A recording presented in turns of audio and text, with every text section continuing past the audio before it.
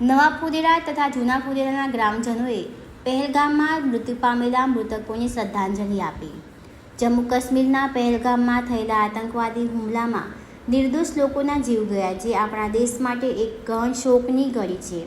આ દુઃખદ સમયમાં નવા ફુદેરા ગામ તથા જૂના ફુદેરા ગામના તમામ ગ્રામજનોએ એકજૂટ થઈ શહીદોને શ્રદ્ધાંજલિ આપી મૌન વ્રત ધારણ કર્યું। ભારત સરકારને દેશમાંથી આતંકવાદનો સફાયો કરવા તેમજ શાંતિ અને સુરક્ષા સ્થાપવા માટે કડક પગલાં લેવાનું આહવાન કરાયું।